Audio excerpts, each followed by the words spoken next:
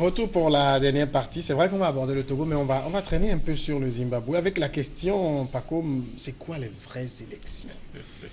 Je l'avais dit à l'instant que les vraies élections sont des élections démocratiques, libres et transparentes. Et vous savez, la plupart du temps en Afrique, et comme le disent souvent beaucoup d'observateurs, nous sommes en apprentissage. C'est pour cela que, bon, bien que même en Occident, il n'y a pas d'élection hautement et transparente, et ça il faut le dire, mais il y a un minimum de transparence. C'est que en Afrique, la plupart du temps, les dictateurs ne veulent pas perdre leur fauteuil, et c'est pour cela qu'il n'est pas possible et qu'ils organisent des élections et les perdent. Ce n'est pas possible. C'est pour cela que la plupart du temps, c'est des élections qui sont émaillées de fraude massive. Même si les observateurs sont présents et dans le pays, je ne pense pas que les observateurs sillonnent tous les bureaux de vote. Et puis, il y a des fraudes qui sont préparées en amont. Subtil. Il y a des doublons, tout ça là que les observateurs ne peuvent pas vérifier. Et donc, je pense que il va de soi que les gens estiment, à raison que les dictateurs ne gagnent pas les élections et que les élections en sont... tout cas, peut-être, Constant, un parti qui veut gagner, gagnera, parce que je rappelle que ce soir, j'évoquais dans Décryptage le cas du Nigeria avec des soupçons d'achat de voix dans un...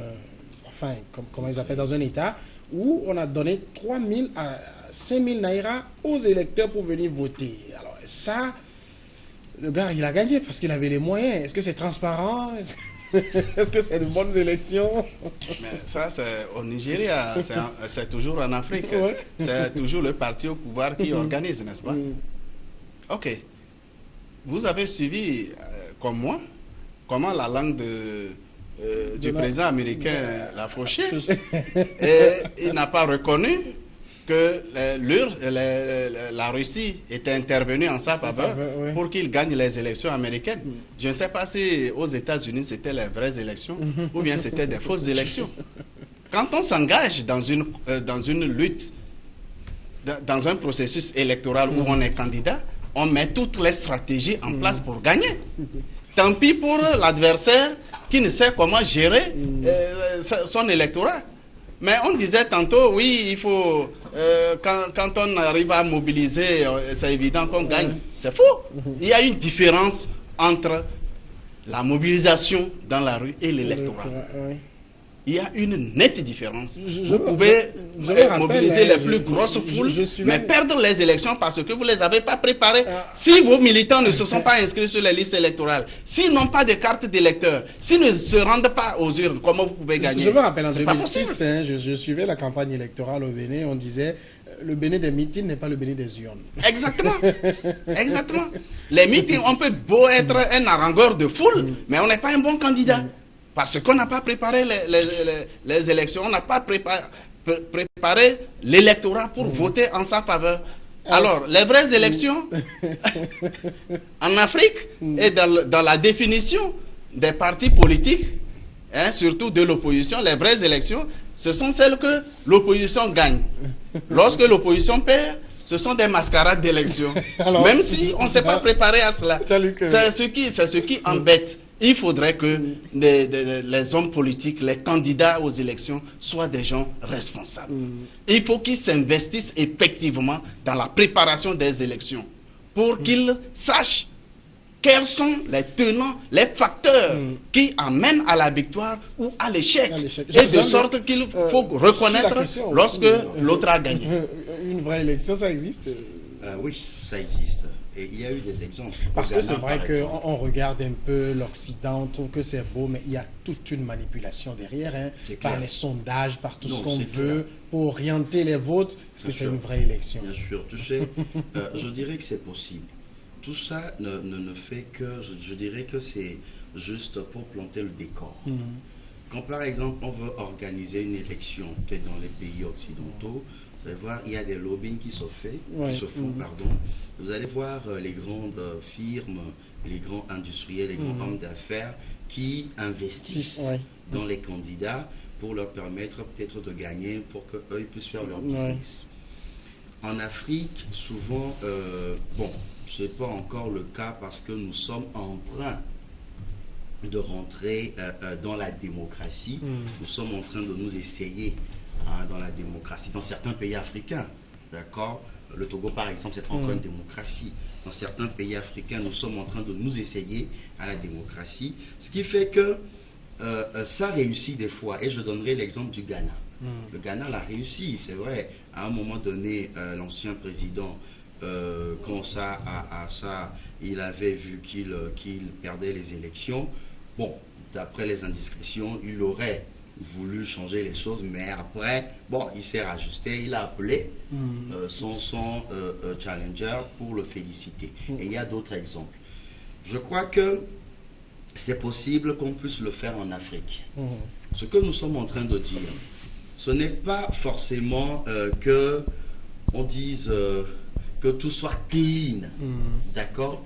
Je donnais l'exemple tout à l'heure du Nigeria où on distribuait de l'argent. C'est vrai, quand nous prenons par exemple le code électoral du Togo, par exemple, c'est interdit. Mais ça se fait quand même. Mais ça se fait. Les gens le font. On ne peut pas peut-être leur en vouloir et tout, mais que la commission qui est en train d'organiser les élections puisse quand même faire le minimum pour qu'il y ait une certaine crédibilité. Pour que demain, les adversaires politiques ne puissent pas, les adversaires à ceux qui sont au régime, ne puissent pas dire on nous a volé.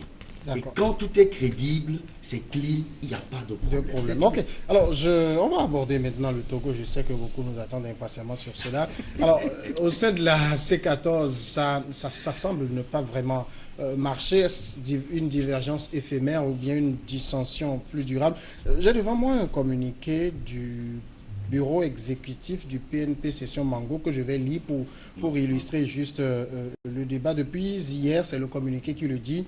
Depuis hier, 16 juillet 2018, ça veut dire le communiqué a été rédigé hier, 17. Donc, circulent sur les réseaux sociaux des messages audio attribués à un membre du bureau exécutif du PNP Mango qui se présente comme étant un conseiller du bureau. Dans son message, la personne qui ne donne pas son nom critique la position du parti vis-à-vis des meetings organisés avant le 31 juillet 2017 et s'attaque au conseiller Ouro Djikba. Le bureau exécutif du PNP Mango tient à préciser que la personne dont il est question dans l'audio n'est pas un de ses membres. Il réaffirme par ailleurs son attachement ferme à la position du PNP quant à sa non-participation aux activités politiques avant le 31 juillet 2018, qui est encore, faut-il le rappeler, une position qui ne touche pas les revendications de fond de la coalition, comme le retour à la constitution de 92 par exemple. C'est pourquoi les militants et sympathisants du PNP Mango, tout en gardant une foi inébranlable à la solidité de la coalition des 14, ne s'associeront à aucune activité politique avant le 31 juillet. Le siège du parti avant cette date reste fermé, fait à Mango le 17 juillet 2018. Pour le bureau exécutif, le secrétaire général Yakubu Tchaba. Voilà donc un peu le décor. Donc, quand on voit la fin, il dit le PNP ne s'associera pas, le PNP ne veut pas de manif, de meeting avant le 31. Finalement, pourquoi on fait ces meetings, Jean-Louis? Bon, écoutez, il y a d'abord une chose qu'on doit comprendre. Au niveau de la C14, quand nous suivons très bien ce que dit le PNP, il n'y a pas explosion. La C14 n'est pas en train d'être disloquée ou n'est pas en train d'exploser. Le PNP dit clairement qu'il se désolidarise des meetings. Ça veut dire que le PNP pense que les meetings ne répondent pas à la question de l'heure. Et ils ont même avancé un argument. Ils disent qu'ils ont des soupçons, des informations selon lesquelles le pouvoir est en train de tout faire pour créer des grabuges et l'attribuer au PNP. Je crois que ce n'est pas la première fois que M. Attiadam est en train de se désolidariser de certaines activités de la coalition. Ça a été fait, je crois, le 17 septembre, je crois, 2017. Ça a été fait lorsque Nana Akufo avait demandé de suspendre les manifestations. Et c'est la 3e fois. Donc, à chaque fois, quand ils le font, quand les activités passent, ils reviennent. Et ils continuent toujours le chemin. Il y a une chose aujourd'hui qui est sûre, c'est que les 14 sont toujours d'accord ou bien ont la même vision par rapport aux revendications. Mais non, les points de vue sur certaines activités peut-être sont en train de diverger. Mais je pense que moi, je salue cela parce que ça démontre je ne sais pas, cette démocratie que l'opposition veut peut-être apporter aux Togolais. Ça démontre en fait cette démocratie au sein de la C14, puisque ils ne sont pas, personne n'est obligé de s'aligner derrière l'autre. D'accord. Oui, on va faire le tour. Okay. Pas comme.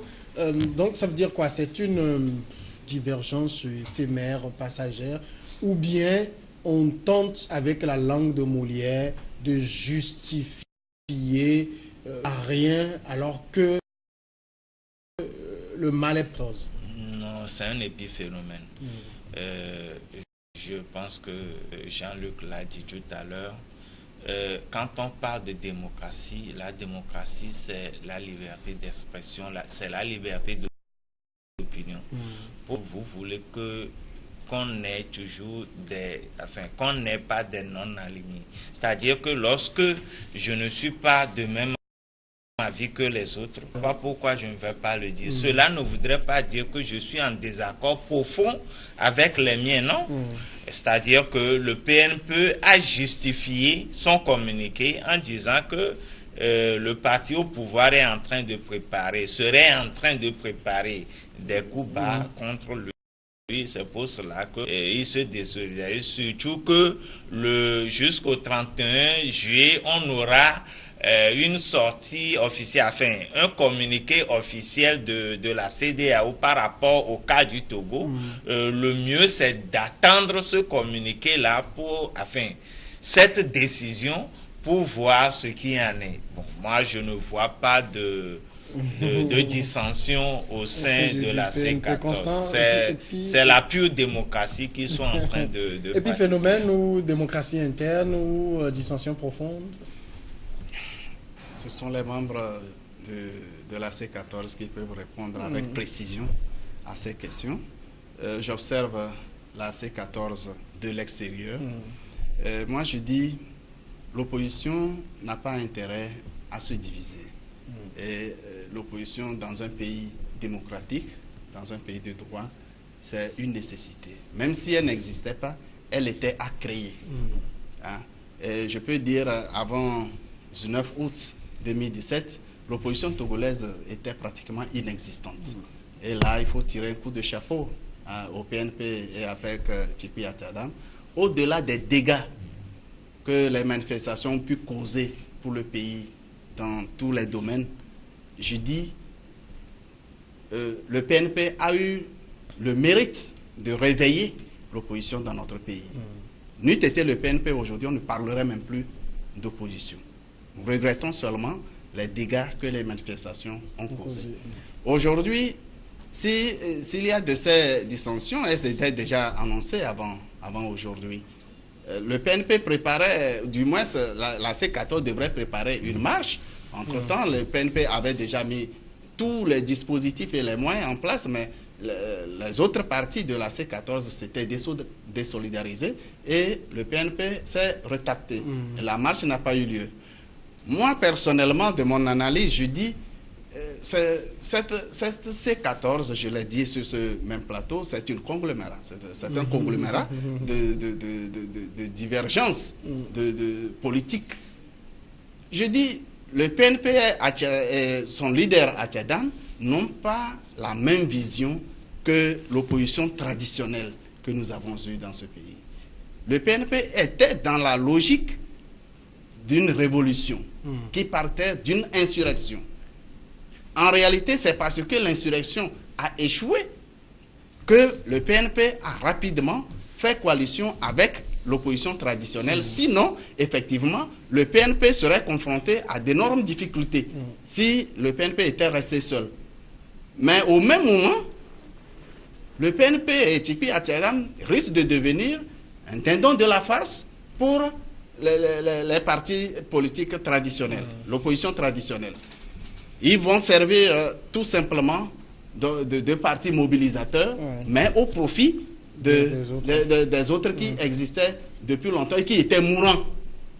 Voilà. Et je crains fort que le PNP ne devienne la cible des tirs croisés au sein de l'opposition. Je crains fort. Alors, quand le PNP de son côté dit qu'il se désolidarise, ça veut dire en même temps que tous les militants du PNP ne doivent pas participer au meeting, c'est ça? Tu permets, bien avant, je peux répondre très rapidement. Je crois que le PNP, avant le 19, avait organisé des marches, des manifestations pacifiques. Ce n'était pas la première. Ils avaient bien avant organisé des manifestations. C'est des meetings. Des meetings. Il y avait même eu une marche, vers Agoué, qui était pacifique. Et alors, le 19, c'est parce que le régime ne voulait plus entendre parler du PNP. On leur dit, vous marchez là où nous voulons, et c'est ce qui a créé en fait le problème. Bon, ça, c'est en parenthèse. Maintenant, oui, peut-être que le PNP ne voudrait pas voir ses militants venir au meeting, puisque le PNP est en train de dire qu'on veut m'attribuer un coup que le régime serait en train de préparer, alors peut-être qu'ils se disent, si nos militants y vont, peut-être qu'il y aura quelque chose. Et donc, nous ne souhaiterons pas que nos militants participent à cette meeting. Ça, je crois que c'est ce que le PNP est en train de faire. Mais là où moi, je crois que le bas blesse, si vraiment le PNP, et là moi je fais des analyses, le PNP a vraiment des soupçons que le régime est en train de préparer des coups, je crois qu'en se désolidarisant des autres, là, le PNP est en train de faire le lit au régime. Je m'explique. Si le PNP ne participe pas et se met à l'écart, lorsque les autres iront sur le terrain, le régime préparera, enfin comme le PNP le dit, préparera son coup et dira que c'est parce que le PNP n'est pas d'accord avec les autres, c'est pour ça que ça a tiré, c'est pour ça qu'il y a eu grabuge. Et là, peut-être on pointera du doigt le PNP comme un parti djihadiste, terroriste, comme on tente de le faire. Et moi, je pense que le PNP aurait dû s'associer aux autres pour étouffer ce plan que le régime est en train de concocter selon eux. Alors, ça veut dire, si on prend la chose sur ce point de vue, pourquoi les autres n'ont pas considéré ce que disait le PNP pour simplement annuler les meetings? Non, je pense que... Parce que, indirectement, il y avait quelle urgence dans les meetings avant le 31? Oui, et n'oubliez pas que les meetings, ce sont des activités politiques consacrées par la charte des partis politiques. Si je crée un parti politique, j'ai le droit de faire des meetings, de sensibiliser la base. C'est par rapport au calendrier que je pose la question. Oui. On est tous dans l'expectative d'un 31 juillet qui pourrait être le dénouement. Alors, pourquoi encore aller faire des activités, des meetings et tout? Mais pourquoi le parti au pouvoir uni est en train de faire des sensibilisations sur le terrain et que vous ne lui dites rien? Ce sont des activités politiques. UNI a le droit de mener ses activités politiques. L'opposition a le droit de mener des activités politiques. Maintenant, si c'était des marches de protestation et pour le retour à la Constitution de 92 et autres là, on pouvait les critiquer. Ici, ce ne sont pas des marches de protestation. C'est des activités politiques comme tout autre parti politique qui est régulièrement mis en place. Donc, je ne vois pas pourquoi on interdirait à ces partis politiques-là de mener leurs activités. Donc, je pense que l'opposition est dans son rôle d'informer, de former sa base, comme le fait actuellement le parti au pouvoir. Mais les 13 auraient pu aussi tenir compte des craintes exprimées par le PNP et sursoir à leur activité. Est-ce que les activités se déroulent déjà? C'est demain, je crois, que ça commence. Oui. Écoutez. Avec une visite à la prison. Écoutez, si on veut visiter les prisonniers, ceux qui ont été arrêtés lors des manifestations. Oui, les meetings, c'est demain.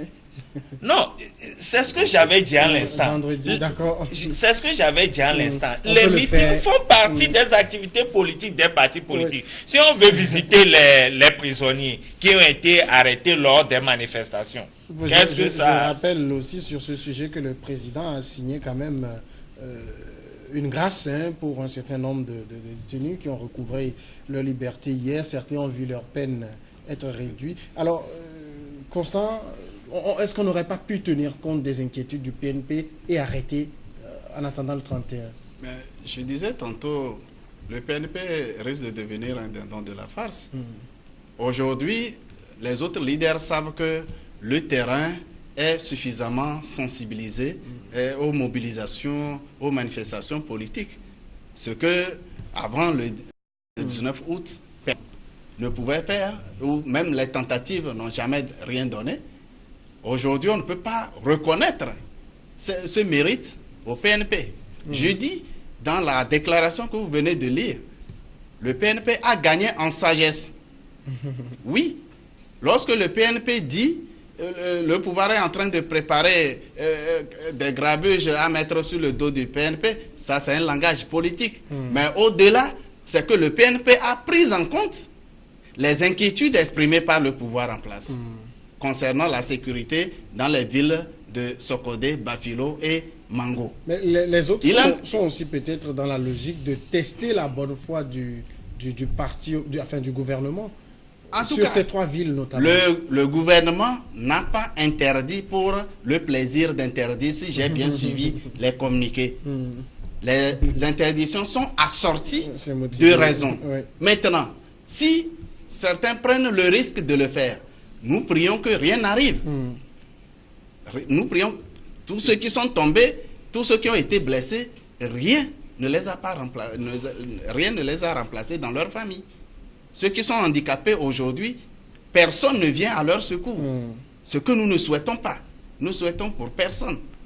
Alors, si le PNP a pris la mesure de la chose et refuse de s'associer, ou du moins les autres opposants, les autres membres de la C14 refusent la proposition du PNP d'attendre le 31 juillet avant de recommencer les activités politiques, eh bien, nous notons clairement, je l'ai dit, nous notons clairement que les autres partis de la C14 sont prêts à tirer à boulet rouge sur le PNP.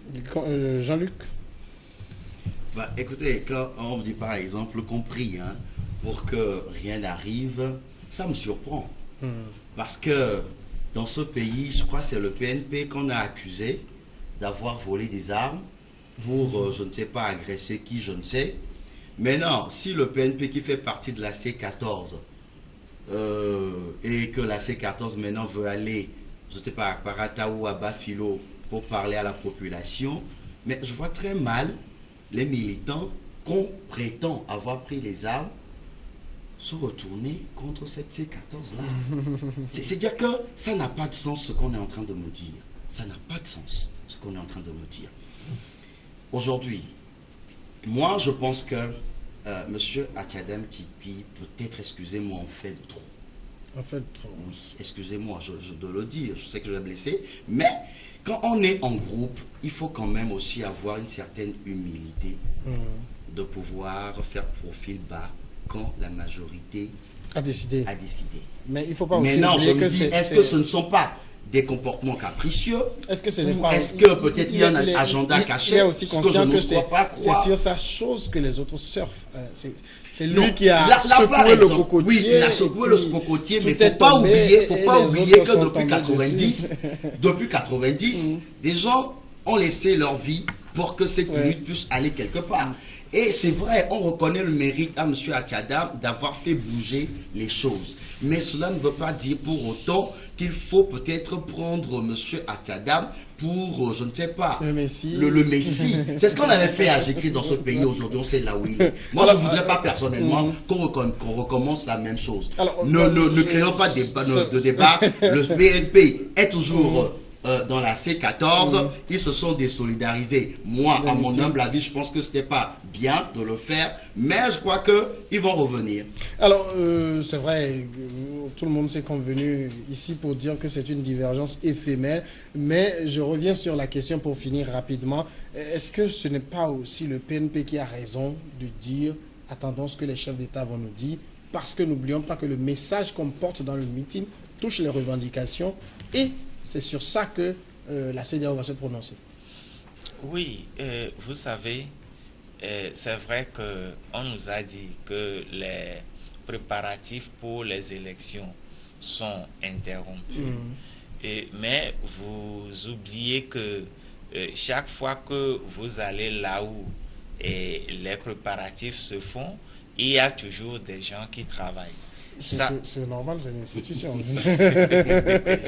C'est la CENI, la CENI n'est pas fermée. Voilà. Sauf que les travaux préparatoires des élections sont suspendus. C'est normal. Parce que mais en réalité... Les chefs d'État l'ont demandé. Je le disais tantôt. Effectivement, le PNP. Allez-y. Rapidement. Attendez votre tour. Oui, non, c'est pour dire que quoi qu'on dise, les élections vont arriver. Donc, je ne vois pas pourquoi la C14 ou l'opposition va arrêter. Donc, vous êtes dans une logique de pré-campagne là. J'ai dit, ils sont en pré-campagne. La pré-campagne, ça doit se faire tous les jours. D'accord. Ça doit se faire tous les jours. C'est-à-dire que actuellement, Unir est toujours sur le terrain. Pré-campagne, Constant. Très bien, je pense que Achadama a tout simplement commis l'erreur stratégique de se coaliser avec des gens qui ne partagent pas sa vision. Aujourd'hui, c'est ce qu'il paye. Non, je crois que c'est tout à fait normal de sensibiliser les populations parce que ce que les populations veulent, si demain la CEDEAO ne le leur donne pas, il faudrait que cette population puisse se mobiliser, dire non, c'est pas ce que nous voulons. Et pour terminer, peut-être unir également aussi, selon les indiscrétions, est en train de préparer une grande manifestation pour le 31. Et donc je ne vois pas pourquoi les autres ne vont pas le faire. Le 31 peut-être pour célébrer les recommandations de la CEDEAO. Ah bon, peut-être. Merci Constant Lemou, merci Jean-Luc Assiakole, Pacom Dossé, merci à vous aussi de nous avoir suivis.